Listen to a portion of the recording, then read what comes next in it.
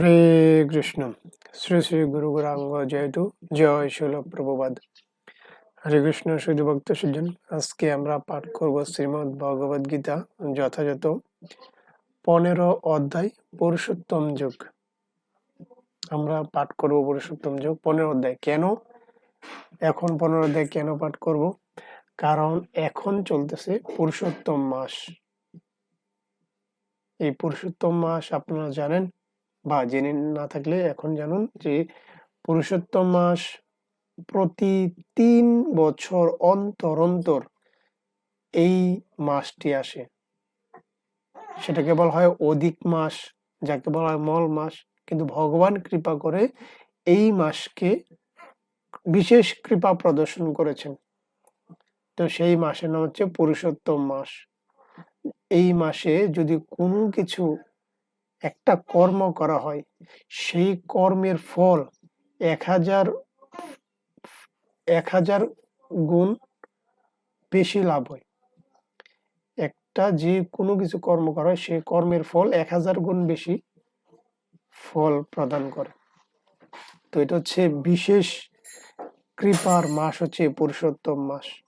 তো শ্রীমদ্ ভগবদ গীতা যথাযথ একটি অধ্যায় রয়েছে, সেটা হচ্ছে পুরুষোত্তম যুগ, অর্থাৎ ভগবানের যে নামের মাস, সেই নামের মাসের নামকরণে এই পুরুষোত্তম যুগ। তো আমরা চেষ্টা করব এই পুরুষোত্তম মাসে এই পুরুষোত্তম যুগ অধ্যায়টি পড়ার জন্য। তো আপনারাও আমার সাথে শ্রবণ করবেন। আপনারা অনেকেই স্বল্পতার কারণে পড়তে পারেন না বা সময় দিতে পারেন না। তো তাদের জন্যই চৈতন্য প্রেমামৃত ইউটিউব চ্যানেল বা চৈতন্য প্রেমামৃত ফেসবুক পেজে এই শ্রীমদ্ ভগবদ গীতা যথাযথ বা পাঠ আয়োজন করা হয়েছে। আপনারা কৃপা করে শ্রবণ করবেন। হরে কৃষ্ণ। তো তার আগে আমরা মঙ্গলাচরণ পাঠ করব। ওম অজ্ঞান তিমিরান্ধস্য জ্ঞানাঞ্জন শলাকয়াম চক্ষু উন্মিতং যেন তস্মৈ শ্রী গুরুবে নমঃ। শ্রী চৈতন্য মনোভীষ্টং স্থাপিতং যেন ভূতলে স্বয়ং রূপ কদমহং দদামি স্বল্পদান্তিকম।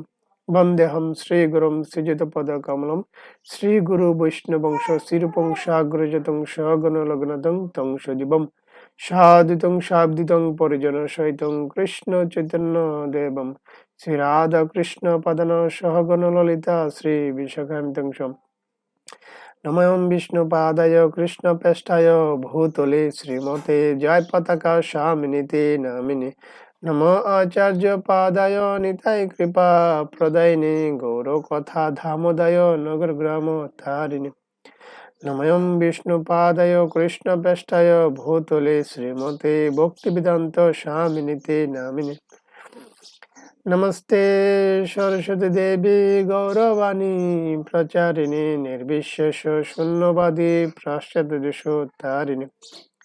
হে কৃষ্ণ করুণা সিন্ধু দীনবন্ধু জগৎপতে গোপেশ গোপিকাকান্ত রাধাকান্ত নমস্তুতে।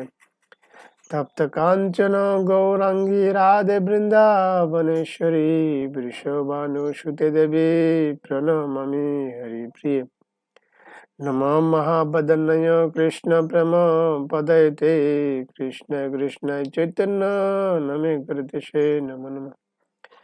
নমো ব্রহ্মণ দেবায় গো ব্রাহ্মণ হিতায় চ জগদ্দিতায় কৃষ্ণায় গোবিন্দায় নমো নমঃ। নীলাচল নিবাসায় নিত্যায় পরম আত্মনে বলভদ্র সুভদ্রম জগন্নাথে নমো নমঃ। জয় শ্রীকৃষ্ণ চৈতন্য প্রভু নিত্যানন্দ শ্রী অদ্বৈত গদাধর শ্রীবাসাদি গৌর ভক্ত বৃন্দ। হরে কৃষ্ণ কৃষ্ণ কৃষ্ণ হরে হরে, হরে রাম রাম রাম হরে হরে। ওম নমো ভগবতে বাসুদেবায়, ওম নমো ভগবতে বাসুদেবায়, ওম নমো ভগবতে বাসুদেবায়। ওম হরিতচ্ছত, ওম হরিতচ্ছত, ওম হরিতচ্ছত। শ্রী শ্রী গুরু গৌরাঙ্গ জয়তু, জয় শিল প্রভুপাদ। হরে কৃষ্ণ শুধু ভক্ত সজ্জন, আজকে আমরা পাঠ করব, যদি এটা ধারাবাহিক হওয়ার কথা, কিন্তু পুরুষোত্তম মাস উপলক্ষে আমরা পুরুষোত্তম অধ্যায়টি আমরা পাঠ করব। পুরুষোত্তম অধ্যায় 15 অধ্যায়, 85 অধ্যায় পুরুষোত্তম যোগ, শ্লোক নাম্বার 1। শ্রী ভগবান উবাচ ঊর্ধ্বমূলম অর্ধশাখম অশ্বত্থম প্রাহু অভয়ম ছন্দাংসি যস্য পর্ণানি যতম ভেদস্য ভেদবিত। শ্রী ভগবান উবাচ, পরমেশ্বর ভগবান বললেন, ঊর্ধ্বমূলম, ঊর্ধ্বমূল, অধ নিম্নমুখী, শাখম শাখা বিশিষ্ট, অশ্বত্থম অসৎ বৃক্ষ, প্রাহু বলা হয়েছে, অভয়ম নিত্য, ছন্দাংশী বৈদিক মন্ত্র সমূহ, যস্য যার, পর্ণানি পত্র সমূহ, যিনি, তম সেই, বেদ জানেন, স যিনি, বেদবিদ অর্থাৎ বেদজ্ঞ। গীতার গান। শ্রী ভগবান কহিলেন, বেদবাণী কর্মকাণ্ডী সংসার আশ্রয়, নানা জনি প্রাপ্ত হয় কবু মুক্ত নয়, সংসার যে বৃক্ষ সেই অসৎ অভয়, ঊর্ধ্বমূল অধশাখা নাহি তার ক্ষয়, পুষ্পিত বেদের ছন্দ সেই ব্রহ্মের পত্র, মোহিত সে বেদবাক্য জগত পবিত্র। অনুবাদ, পরমেশ্বর ভগবান বললেন, ঊর্ধ্বমূল ও অধশাখা বিশিষ্ট একটি অব্যয় অসৎ বৃক্ষের কথা বলা হয়েছে। বৈদিক মন্ত্র সমূহ সেই বৃক্ষের পত্র স্বরূপ, যিনি সেই বৃক্ষটিকে জানেন তিনিই বেদজ্ঞ। হরে কৃষ্ণ। তো ভগবান বলছেন যে ঊর্ধ্বমূল, ঊর্ধ্বমূল হচ্ছে উপরে, আর অধশাখা বিশিষ্ট একটি অবয় অসৎ বৃক্ষের কথা বলা হয়েছে। সেই বৈদিক মন্ত্র সমূহ হচ্ছে সেই বৃক্ষের পত্র স্বরূপ, মানে বৃক্ষের পাতা হচ্ছে কি বৈদিক মন্ত্র। তো যিনি সেই বৃক্ষটিকে জানেন তিনি বেদজ্ঞ। ঊর্ধ্বমূল মানে মূল হচ্ছে উপরে এবং পত্র হচ্ছে নিচে, এমনটা বোঝানো হয়েছে যে পত্র টত্র সব ডালপালা থাকবে নিচে এবং তার মূল থাকবে উপরে। আর সেই বৈদিক মন্ত্রের যে মানে পাতাকে বলা হয়েছে বৈদিক মন্ত্র স্বরূপ, মন্ত্রগুলো হচ্ছে পাতা। তো বলছে কি যিনি বৃক্ষটিকে জানেন তিনি হচ্ছেন প্রকৃত বেদজ্ঞ। তাৎপর্য, ভক্তি যুগের গুরুত্ব আলোচনা করার পর কেউ প্রশ্ন করতে পারে, তাহলে বেদের অর্থ কি? এ অধ্যায়ে বর্ণনা করা হয়েছে বেদ অধ্যয়ন করার উদ্দেশ্য হচ্ছে পরমেশ্বর ভগবান শ্রীকৃষ্ণকে জানা। তো বেদের অর্থ কি? বেদের অর্থ এখানে বলা আছে কি বেদ অধ্যয়ন করার উদ্দেশ্য হচ্ছে কি পরমেশ্বর ভগবানকে জানা। সুতরাং যিনি কৃষ্ণ ভাবনাময়, যিনি ভগবানের ভক্তি যুগে সেবায় নিযুক্ত হয়েছেন, তিনি ইতিমধ্যেই বেদের পূর্ণ জ্ঞান আহরণ করেছেন। যিনি কৃষ্ণ ভাবনাময়, যিনি ভগবানের সেবায় যুক্ত, তো বলা হয়েছে যে তিনি ইতিমধ্যেই বেদের পূর্ণ জ্ঞান আহরণ করেছেন। জড়জগতের বন্ধনকে এখানে একটি অসৎ বৃক্ষের সঙ্গে তুলনা করা হয়েছে। এই জড়জগৎকে একটা অসৎ, একটা বট গাছ, বট বৃক্ষের সঙ্গে তুলনা করা হয়েছে। যে সকাম কর্মে রত তার কাছে একটি অসৎ বৃক্ষটির কোনো শেষ নেই। যে সকাম কর্মে রত, সকাম কর্ম মানে কি, যে আমি এই সেবাটা দিচ্ছি, আমাকে এটা দিন, আমি এটা দিচ্ছি, এটা দিন, বিনিময়। এটা হচ্ছে সকাম কর্ম, আমি কর্ম করছি কিন্তু ফলের আশা করছি, সেই কর্মটাকে বলা হয় সকাম কর্ম। তো বলছে যে সকাম কর্মে রত তার কাছে এই বৃক্ষটির কোনো শেষ নেই। সে এক ডাল থেকে আরেক ডালে, সেখান থেকে অন্য এক ঢালে, আবার আরেক ঢালে, এইভাবে সে ঘুরে বেড়ায়। তার কোনো শেষ নেই, কারণ সে সকাম কর্মে রত, যে কারণে সে এক ডাল থেকে আরেক ডালে, আরেক ডাল থেকে আরেক ডালে, আবার আরেক ডাল থেকে এভাবে ঘুরে বেড়ায়। এই জড় জগৎ রূপী বৃক্ষটির কোনো অন্ত নেই এবং যে এই বৃক্ষটির প্রতি আসক্ত তার পক্ষে মুক্তি লাভের কোনো সম্ভাবনা নেই। এই বৃক্ষটাকে বলা হয়েছে মূলত জড়জগৎ, মানে 84 লক্ষ যোনি, যেটা এক ঢাল থেকে আরেক ডালে, আরেক ডাল থেকে আরেক ডালে। এটা মূলত এখানে এটাই বোঝানো হয়েছে যে মানুষকে ঊর্ধ্বমুখী করবার জন্য যে বৈদিক ছন্দ, তাকে এই বৃক্ষের প্রাতা রূপে বর্ণনা করা হয়েছে।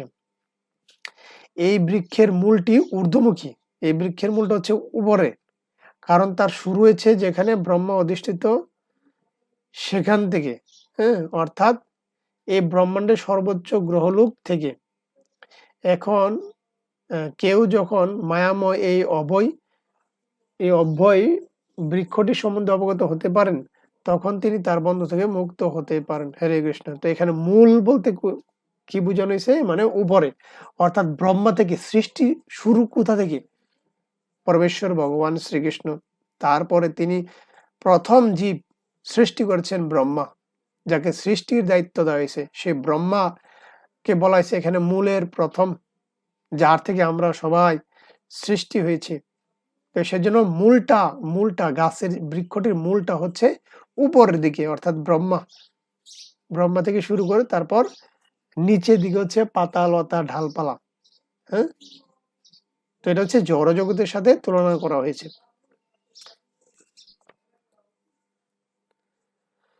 তো কেউ যখন এই মায়াময় অভয় বৃক্ষটির সম্বন্ধে অবগত হতে পারেন, তখন তিনি তার বন্ধ থেকে মুক্ত হতে পারেন। তো এই জড়জগৎ হচ্ছে একটা মায়াময়, এই বৃক্ষটা হচ্ছে যে মায়াময়। হ্যাঁ, তো এটা যে অবগত হতে পারেন, এটা যে জানতে পারেন, তিনি তার বন্ধ থেকে মুক্ত হতে পারেন। তো মুক্ত হওয়ার এই পন্থাটিকে ভালোভাবে উপলব্ধি করা উচিত। তো মুক্ত হওয়ার, এই যে মুক্ত যে হব, কেন হব, কারণ কি? কারণ এটাকে উপলব্ধি করার বিষয়, এটা হচ্ছে জানার বিষয়। আমি উপলব্ধি না করলে আমি কোনোভাবে আমি জানতে পারবো না। তো উপায়টা কিভাবে, এই উপায়টাকে ভালোভাবে উপলব্ধি করা উচিত। পূর্ববর্তী অধ্যায়গুলোতে জড়জগতের বন্ধ থেকে মুক্ত হওয়ার নানা রকম পন্থা বর্ণিত হয়েছে, এবং ত্রয়োদশ অধ্যায় পর্যন্ত আমরা দেখি যে ভক্তিযুগে পরমেশ্বর ভগবানের সেবা করা হচ্ছে সর্বোৎকৃষ্ট পন্থা। এখন ভক্তিযুগের মূল তত্ত্ব হচ্ছে জড়জগতের কর্মে অনাসক্তি এবং ভগবানের অপ্রাকৃত সেবার প্রতি আসক্তি। তো এটা দ্বাদশ অধ্যায়ে বলা হয়েছে কি ভক্তি যুগের কথা, যে জড়জাগতিক কর্মে হচ্ছে অনাসক্তি আনতে হবে এবং ভগবানের অপ্রাকৃত সেবার প্রতি আসক্তি আনতে হবে। এই অধ্যায়ের শুরুতে জড়জগতের প্রতি আসক্তির বন্ধন ছিন্ন করার কথা পন্থা বর্ণনা করা হয়েছে। এই জড় অস্তিত্বের মূল হচ্ছে ঊর্ধ্বমুখী। তো বলা হয়েছে কি এই জড়জগতের প্রতি আসক্তির বন্ধন ছিন্ন করার জন্য উপায় বর্ণনা করা হয়েছে। আর এই জড়জগতের মূলটা কোথায় না ঊর্ধ্বমুখী। তার অর্থ হচ্ছে এই ব্রহ্মাণ্ডের সর্বোচ্চ লোকে মহত্তত্ত্বের জড়জাগতিক অস্তিত্ব থেকে তার শুরু হয়। সেখান থেকে গ্রহমণ্ডল রূপী বিভিন্ন শাখা সারা ব্রহ্মাণ্ড জুড়ে ছড়িয়ে পড়ে। তার ফল হচ্ছে জীবের কর্মফল। আর ফল কি হবে না, আমরা যা কর্ম করব সেই হচ্ছে কর্মফল, যেমন ধর্ম, অর্থ, কাম ও মোক্ষ।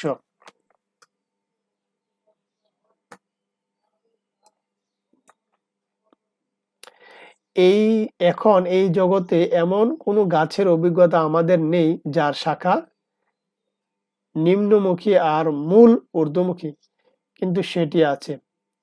সেই গাছ দেখতে পাওয়া যায় একটি জলাশয়ের ধারে। আমরা দেখতে পাই যে জলাশয়ের তীরের বৃক্ষগুলির শাখা নিম্নমুখী এবং মূল ঊর্ধ্বমুখী হয়ে জলে প্রতিবিম্বিত হয়। প্রক্ষান্তরে বলা যায় এই জড়জগতের বৃক্ষটি হচ্ছে চিৎ জগতের বাস্তব বৃক্ষটির প্রতিবিম্ব। জলে যেমন বৃক্ষের ছায়া পড়ে, তেমনি চিৎ জগতের ছায়া পড়ে আমাদের কামনার উপর। প্রতিবিম্বিত জড় আকাশে বস্তুর অবস্থিতির কারণ হচ্ছে কামনা বাসনা। এই জড় অস্তিত্বের বন্ধন থেকে যে মুক্ত হতে চায়, তাকে অবশ্যই পুঙ্খানুপুঙ্খভাবে বিশ্লেষণ করার মাধ্যমে এই বৃক্ষটি সম্বন্ধে যথাযথভাবে জানতে হবে। তাহলে তার বন্ধন সে ছিন্ন করতে পারবে। অর্থাৎ যে এই জড়জগতে মুক্ত হতে চাইবে, তার জীবের স্বরূপ সম্বন্ধে উপলব্ধি করতে হবে। সে কোথা থেকে এসেছে, এই জগতে কেন এসেছে, এই জগতে তাকে কি করতে হবে এবং তার গতি কি হবে, তার মূল উদ্দেশ্য কি, তার মূল লক্ষ্য কি। এটা হচ্ছে জীবের স্বরূপ। তো বলছে এই জীবের স্বরূপ সে যদি যথাযথভাবে এবং পুঙ্খানুপুঙ্খভাবে বিশ্লেষণ করে তাহলে সে জানতে পারবে, এবং সে অনুযায়ী সে যদি কর্ম করে তাহলে তার বন্ধন সে ছিন্ন করতে পারবে। না হলে এই যে বলা আছে এক ডাল থেকে আরেক ডালে, আরেক ডাল থেকে আরেক ডালে, এটার মিনিংটা কি আসলে? এটা হচ্ছে 84 লক্ষ জনই ভ্রমণ করা, এক জনম থেকে আরেক জনম, আরেক জনম থেকে আরেকটা দেহ, আরেকটা দেহ থেকে আরেকটা দেহ, এভাবেই শুধু দেহর পরিবর্তন হতে থাকবে যদি না সে সঠিক ওয়েতে কর্ম করে। তো এই বৃক্ষটি বাস্তব বৃক্ষটির প্রতিবিম্ব হওয়ার ফলে তার অবিকল প্রতিরূপ চিৎজগতে সবকিছুই আছে। নির্বিশেষবাদীরা মনে করে যে জড় জগৎরূপী বৃক্ষের মূল হচ্ছে ব্রহ্ম, এবং সাংখ্য দর্শন অনুযায়ী সেই মূল থেকে প্রকৃতি ও পুরুষ, তারপর প্রকৃতির 3টি গুণ, তারপর পঞ্চমহাভূত, তারপর দশেন্দ্রিয় মন আদির প্রকাশ হয়। এভাবে তারা সমস্ত জড়জগৎকে 24টি উপাদানে বিভক্ত করে। ব্রহ্মা যদি সমস্ত প্রকাশের কেন্দ্র হন তাহলে এই জড়জগতের প্রকাশ হচ্ছে কেন্দ্র থেকে 180 ডিগ্রি বা একটি অর্ধবৃত্ত, এবং অপর 180 ডিগ্রি বা অপর অর্ধাংশ হচ্ছে চিৎজগৎ। জড়জগৎ যদি বিকৃত প্রতিবিম্ব হয় তাহলে চিৎজগতে অবশ্যই সেই একই ধরনের বৈচিত্র্য রয়েছে, কিন্তু তা রয়েছে বাস্তবভাবে। প্রকৃতি হচ্ছে ভগবানের বহিরঙ্গ শক্তি এবং পুরুষ হচ্ছেন ভগবান স্বয়ং। প্রকৃতি হচ্ছে ভগবানের বহিরঙ্গ শক্তি এবং পুরুষ হচ্ছেন ভগবান স্বয়ং, সেই কথা ভগবদ গীতায় ব্যাখ্যা করা হয়েছে। এই প্রকাশ যেহেতু ঝড়ক তাই তা অনিত্য, অস্থায়ী। প্রতিবিম্ব অস্থায়ী, কেননা কখনো কখনো তাকে দেখা যায়, আবার কখনো কখনো তাকে দেখা যায় না, কিন্তু তার উৎস যেখান থেকে প্রতিবিম্বিত হচ্ছে তা নিত্য। জড় আকাশে সেই বৃক্ষের জড় প্রতিবিম্বটি কেটে বাদ দিতে হবে। যখন বলা হয় যে কেউ বেদ সম্বন্ধে জানেন, তখন অনুমান করা হয় যে এই জড়জগতের আসক্তি কিভাবে ছিন্ন করা যায় তা তিনি জানেন। এই পন্থা যিনি জানেন তিনি হচ্ছেন যথার্থ বেদজ্ঞ। এখন কি বলা আছে যে কেউ যদি বেদ সম্বন্ধে জানেন তাহলে তাকে অনুমান করতে হবে সে জড়জগতের আসক্তি ছিন্ন করা যায়, সে জানে। তো এই পন্থা যিনি জানেন তিনি যথার্থ বেদজ্ঞ। তো বেদের কর্মকাণ্ডের প্রতি যে আকৃষ্ট, বুঝতে হবে যে বৃক্ষটির সবুজ পত্রের প্রতি আকৃষ্ট। বেদের যথার্থ উদ্দেশ্য সম্বন্ধে সে অবগত নয়। বেদের উদ্দেশ্য পরম পুরুষ নিজেই, বেদের উদ্দেশ্য হচ্ছে পরম পুরুষ নিজে বর্ণনা করেছেন, তা হচ্ছে প্রতিবিম্ব বৃক্ষটি কেটে বাদ দিয়ে জড়জগতের বাস্তব বৃক্ষটি লাভ করা। হরে কৃষ্ণ। তো এখানে এই যে বেদ সম্পর্কে বলা হয়েছে যে বেদের মূল উদ্দেশ্য কি? পরম পুরুষ ভগবান সম্পর্কে জানা। তো অনেকেই আমরা এই বেদ সম্পর্কে জানি না বা বেদ আমরা পড়ি না, কিন্তু আমরা এই বেদ হচ্ছে হিন্দু ধর্মের প্রধান ধর্মগ্রন্থ। তো বেদ থেকেই সবকিছু খণ্ডন করা হয়েছে। পরবর্তীতে ভগবান সেই বেদকে আবার এক সময় ভগবান এই সময়ের পরিপ্রেক্ষিতে এবং স্থান কাল পাত্র বিশেষে ভগবান বেদের আইন ভঙ্গ করেছেন। কেন? কারণ বেদে অনেক নিয়ম কানুন দেওয়া হয়েছে যেগুলো সময়ের পরিপ্রেক্ষিতে চেঞ্জ করা হয়েছে। যেমন যে বুদ্ধ ধর্ম হচ্ছে অহিংসা, অন্যান্য জীবের প্রতি অহিংসা, সে অহিংসাকে তারা একটা নিয়ম দেখিয়ে বলি দেওয়া হয়েছে, কিন্তু সেটা হচ্ছে পূর্ব যুগে। কিন্তু এই কলি যুগের ক্ষেত্রে সম্পূর্ণ নিষিদ্ধ। তখন তারপর অনেক মানুষ আছে তারা বেদের বেদকে কেন্দ্র করে তারা এরকম বলি দিচ্ছে, যে কারণে পাপ হচ্ছে, মহাপাপ হচ্ছে। এই অধপতিত জীবদের রক্ষা করার পরিবর্তে তারা আরো জড়জগতের বন্ধনে ছিন্ন হয়ে পড়ছে। কিন্তু বেদের মূল উদ্দেশ্য কি?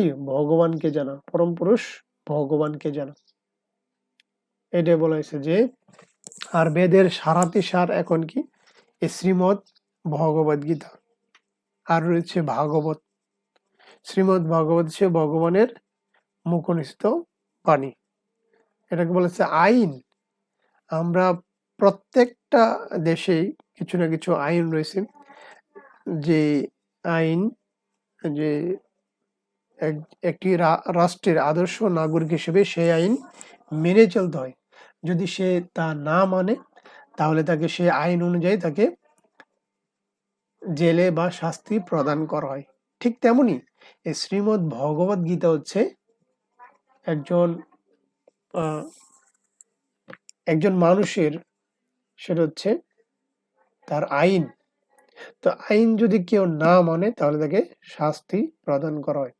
তো বেদের যে মেন আইনগুলো হচ্ছে শ্রীমৎ ভগবদ গীতা। সারাতি সার। একটা কাঠের মধ্যে যে সার থাকে, কালো অংশটাকে বলে সার, যেটা সবচেয়ে পরিপক্ক কাঠ, যা দিয়ে যে কোনো আসবাবপত্র তৈরি করলে টেকসই হয়, সেটাকে বলা হয় পরিপক্ক। তো ঠিক সেই পরিপক্ক ফল বা পরিপক্ক হচ্ছে বেদের সার হচ্ছে শ্রীমৎ ভগবদ গীতা। তো শ্রীমৎ ভগবদ গীতা হচ্ছে সারথী সার, সবচেয়ে আপডেট ভার্সন। আমরা এই জিনিসটা অনেকেই মানতে চায় না, যে বেদকে প্রাধান্য দিতে হবে। হ্যাঁ, বেদকে আমরা প্রাধান্য দিব, কিন্তু কিছু পরিবর্তন রয়েছে। যেমন আমরা সফটওয়্যার, আগে ছিল বাটন মোবাইল, হ্যাঁ, তো আমরা বাটন মোবাইল, যখন আবার এটা পরিবর্তন হয়েছে তখন আমরা টাচ মোবাইল ইউজ করছি। তারপর আবার বিভিন্ন ভার্সন আসছে, তখন এটা আমরা রিয়েলাইজ করি, যুগের সাথে তাল মিলিয়ে চলি। কিন্তু যখনই বলা হয় যে কলিযুগে এই বেদের অনেক কিছু নিয়ম কলিযুগের মানুষদের জন্য নিষিদ্ধ, তখনই তাদের মাথায় আকাশ ভেঙে পড়ে। এটার কারণ কি? আমরা এসব বুঝি, হ্যাঁ, মানতে পারি, কিন্তু এটা মানতে পারি না। কিন্তু অনেক আমাদের এই কলিযুগে কলিযুগের মানুষদের বয়স হচ্ছে 100 বছর, কিন্তু নানা মেডিসিন বা বিষ প্রক্রিয়া নিষিদ্ধ খাবার আমরা খাই, যে কারণে আমাদের বয়স এই 100 বছর টেকে না, এর আগেই শেষ। তো সেই কম বয়সে কিভাবে ভগবানকে জানা যায়, সেই জন্য ভগবান কি করেছেন? শ্রীমৎ ভগবদ গীতা, যেটা বেদের সারাতি সার, এবং শ্রীমৎ ভাগবত এবং চৈতন্য চরিতামৃত, আরো অন্যান্য মহাপুরুষদের বা মহাভাগবত বক্তাদের বিভিন্ন গ্রন্থ রয়েছেন। সেই গ্রন্থগুলি আমরা সহজেই পড়ে আমরা ভগবানকে লাভ করতে পারি বা ভগবানের কাছে ফিরে যেতে পারি। কিন্তু বেদ পড়ার মতো যোগ্যতা অনেকেরই নেই, কারণ বেদ পড়ার যোগ্যতা রয়েছে কি? তাকে জ্যোতিষ হতে হবে, ফার্স্ট অফ অল তাকে জ্যোতিষ হতে হবে, তাকে ছন্দ জানতে হবে। এবং বেদ হচ্ছে বৈদিক মন্ত্র, আমরা একটু আগে বলেছি, এটা হচ্ছে মন্ত্র। তো মন্ত্র যদি কেউ উচ্চারণ ভুল করে, তাহলে তার পাপ হবে, এবং সে অনুযায়ী তাকে শাস্তি প্রদান করতে হবে। বলছে এটা কি, এটা কেমন কথা? না, এটার প্রমাণ রয়েছে। তুষ্টা ঋষি, যিনি বৈদিক ইন্দ্রকে হত্যা করার জন্য, সে এমন একটা পুত্র চেয়েছিল যেই পুত্র দ্বারা ইন্দ্র হতে হবে, কিন্তু সেই বৈদিক মন্ত্রে সে ভুল করেছে। যে ভুলের মাসুল হিসেবে এমন হয়েছে যে ইন্দ্র দ্বারা তার পুত্র হত্যা হবে, এবং সে চিত্রাকৃত বৃত্তাসুর, অসুর নামে সে জন্মগ্রহণ হয়েছে, অসুর জন্মগ্রহণ হয়েছে। এটা হচ্ছে তার ভুলের কারণে, বৈদিক মন্ত্র উচ্চারণের ভুলের কারণে সে থেকে প্রমাণিত হয় যে বৈদিক মন্ত্র ভুল উচ্চারণ করলে তার ফল স্বরূপ তাকে শাস্তি প্রদান করা হয়। কিন্তু গীতা, শ্রীমদ্ ভাগবত, চৈতন্য চরিতামৃত, এগুলো হচ্ছে শ্লোকাবলী বা ভগবানের নিজের মুখের বুলি, যেগুলা শ্রবণ করলে অমৃত আস্বাদন হয়। অমৃত মানে যা পান করলে অমর হয়ে যায়। ঠিক তেমনি এই শ্রীমদ্ ভগবদ গীতা হচ্ছে অমৃত সুধা, যেই পান করবে সেই অমর হয়ে যায়, অর্থাৎ ভগবত ধামে চলে যাবে। এই 84 লক্ষ জনিতে বারবার পুনর্জন্ম গ্রহণ করতে হবে না, ভগবত ধামে চলে যাবে। তো এই হচ্ছে শ্রীমদ্ ভগবদ গীতা। তো এই অধ্যায়ে এখানে বেদের কথা বলেছে। বেদের উদ্দেশ্য হচ্ছে কি, ভগবানকে জানা এবং জেনে ভগবানের সেবায় নিয়োজিত হওয়া। না হলে কি হবে, না হলে এই এক ডাল থেকে আরেক ডালে বলা হয়েছে যে বেদের ঊর্ধ্বমুখী মূল হচ্ছে ব্রহ্মা থেকে শুরু করে, হ্যাঁ, নিচে হচ্ছে বৈদিক মন্ত্র বা জীবসমূহ। তো আমাদের কোথায় যাবে, ভগবানের কাছে।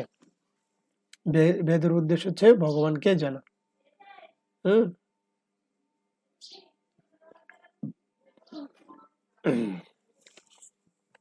এবং এখানে বৃক্ষ দিয়ে বোঝানো হয়েছে যে বৃক্ষ হচ্ছে চিৎ জগতের প্রতিবিম্ব। চিৎ জগতের প্রতিবিম্ব হচ্ছে এই বৃক্ষটি, কিন্তু প্রকৃত বৃক্ষ হচ্ছে কি কোথায়, চিন্ময় জগতে। হরে কৃষ্ণ। তো আজকে পর্যন্তই। আমরা পরবর্তীতে আরো একটি নতুন শ্লোক পাঠ করব। তো এই পুরুষোত্তম মাসে অবশ্যই এই ৫৫ অধ্যায় পুরুষোত্তম যুগটা আমরা শেষ করার চেষ্টা করব, কারণ এই মাসটি হচ্ছে অনেক পবিত্র মাস।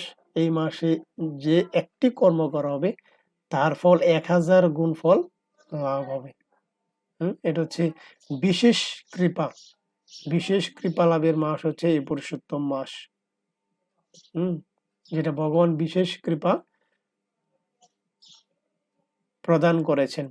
তো সেই জন্য আমরা নিজেরাও পালন করব এবং অন্যদেরকেও এই পুরুষোত্তম মাস পালন করো বা পুরুষোত্তম মাসে ভগবানের গুণমহিমা এবং ভগবানের সেবায় নিয়োজিত হওয়া এবং অন্যান্য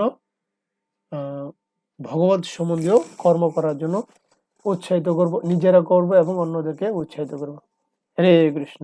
আজকে পর্যন্ত, পরবর্তী আর একটি নতুন শ্লোক পাঠ করব। হরে কৃষ্ণ।